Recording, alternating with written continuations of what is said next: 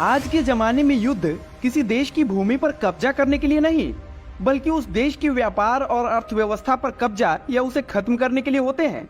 और वही चीन ने किया और कांग्रेस ने उसे ऐसा करने दिया। चीन सालों तक अपनी खतरनाक रणनीति के तहत भारत को चारों तरफ से घेरने की तैयारी में लगा रहा और ऐसा करने में वो कामयाब हो पाया क्योंकि कांग्रेस से उसे फ्री हैंड मिला। चीन अंतर्राष्ट्रीय स्तर पर इतना बड़ा खेल कर रहा था, बावजूद इसके यूपीए सरकार इतने बड़े राजनीतिक मुद्दे पर सोई क्यों थी? जानबूझकर या अपने गुप्त कॉन्ट्रैक्ट के कारण? क्या थी चीन की चाल? चीन ने हिंद महासागर में भारत को कमजोर करने के लिए एक रणनीति बनाई जिसे नाम दिया गया स्ट्रिंग ऑफ पर्ल्स, यानी कि मोतियों की माला। इसके तहत चीन ने रणनीतिक रूप से स्थापित देशों को कर्ज के जाल में फंसाने का काम किया। इन देशों को कर्ज के जाल में फंसा भारत को चारों ओर से घेरने के लिए एक घेरा बनाया। इसे कैसे अंजाम दिया गया? चीन ने इंफ्रास्ट्रक्चर के लिए कर्ज का लालच देकर रणनीतिक रूप से भारत के आसपास के देशों को फंसा लिया। एक बार जब वो देश कर्जे में डूब गए, फिर चीन उन पर दबाव बनाता है वो अपने बंदरगाह और नौसेना ठिकाने आदि उसके नियंत्रण में दे दे। इसी रणनीति के तहत चीन ने चटगांव पोर्ट बांग्लादेश, कराची और ग्वादर पोर्ट पाकिस्तान, कोलंबो हम्बनटोटा पोर्ट श्रीलंका पर अपना अधिकार जमा लिया। चीन ने अफ्रीका में भी पैठ बना ली और केन्या में बंदरगाहों पर नियंत्रण हासिल कर लिया। हद तो तब हो गई जब चीन ने भारत विरोधी राष्ट्रपति अब्दुल्ला यामीन को रिश्वत देकर मालदीव पर भी नियंत्रण हासिल कर लिया। कुछ इस तरह चीन ने स्ट्रिंग ऑफ पर्ल्स यानी कि मोतियों की माला को लगभग पूरा कर लिया और कांग्रेस की सरकार मूक दर्शक बनी रही। लेकिन कहते हैं ना कि पाप का घड़ा एक दिन जरूर भरता है, और हुआ भी वही।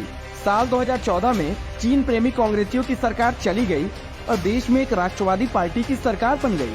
इसके साथ ही चीन के बुरे दिन शुरू हो गए।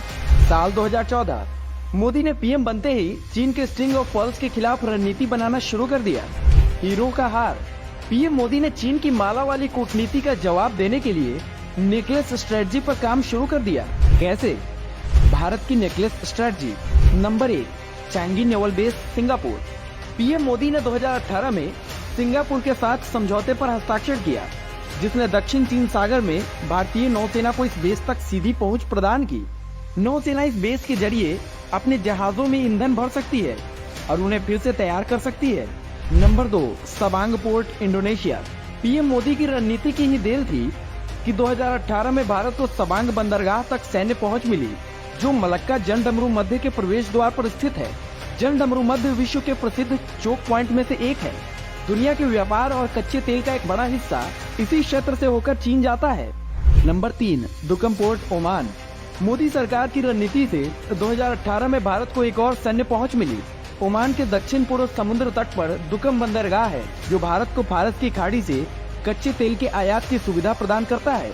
सबसे महत्वपूर्ण बात यह है कि यह पोर्ट 2 इंप चाइनीज पर्ल्स के ठीक बीच में स्थित है। नंबर 4, एसेम्पशन द्वीप सेशल्स। 2015 में भारत और सेशल्स के बीच हुई डील की वजह से हमें सेशल्स में सैन्य पहुंच मिली। रणनीतिक रूप से ये बहुत महत्वपूर्ण है क्योंकि चीन इस समुद्री मार्ग के माध्यम से अफ्रीकी महाद्वीप में अपनी उपस्थिति बढ़ाना चाहता है। नंबर 5, चाबहार बंदरगाह ईरान। 2016 में पीएम मोदी ने इस बंदरगाह के निर्माण के लिए एक समझौते पर हस्ताक्षर किया। यह बंदरगाह पाकिस्तान को दरकिनार करते हुए अफगानिस्तान तक पहुंच प्रदान करता है और मध्य एशिया के लिए एक बहुत छोटा व्यापार मार्ग है जो पहले से ही चल रहा है और पाकिस्तान और चीन के ग्वादर पोर्ट के ठीक सामने है। बस इतना ही? बिल्कुल नहीं। भारत का रणनीतिक सहयोग। रणनीतिक रूप से स्थापित नौसैनिक ठिकानों तक सीधी पहुंच प्राप्त करने के अलावा भारत नए नौसैनिक अड्डों का भी विकास कर रहा है और अन्य देशों के साथ संबंधों को बढ़ा रहा है ताकि चीन को डायमंड नेकलेस की माला पहनाई जा सके। मंगोलिया। मोदी जी मंगोलिया जाने वाले पहले भारतीय पीएम हैं। दोनों देश क्रेडिट लाइन का उपयोग करके द्विपक्षीय एयर कॉरिडोर विकसित करने के लिए सहमत हुए हैं। जापान। भारत और जापान ने संयुक्त रूप से एशिया अफ्रीका ग्रोथ कॉरिडोर बनाने की घोषणा की है। वियतनाम। भारत ने वियतनाम के साथ संबंधों में सुधार किया है और अब तक उसे ब्रह्मोस मिसाइलें और 4 गश्ती नौकाएं भी निर्यात कर चुका है। मध्य एशिया।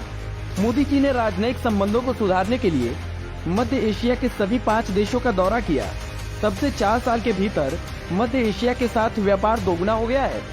राजनयिक प्रभाव का उपयोग करते हुए भारत ने नवंबर 2018 में भारत समर्थक इब्राहिम मोहम्मद सोलिह को मालदीव के राष्ट्रपति के रूप में निर्वाचित होने में मदद की। तब से मालदीव ने चीन के प्रभाव से खुद को किनारा कर लिया है। हालांकि फिर भी ये कोई खास विश्वसनीय सहयोगी नहीं है। भारत ने श्रीलंकाई अर्थव्यवस्था को संभालने में और IMF से लोन दिलाने में काफी मदद की है।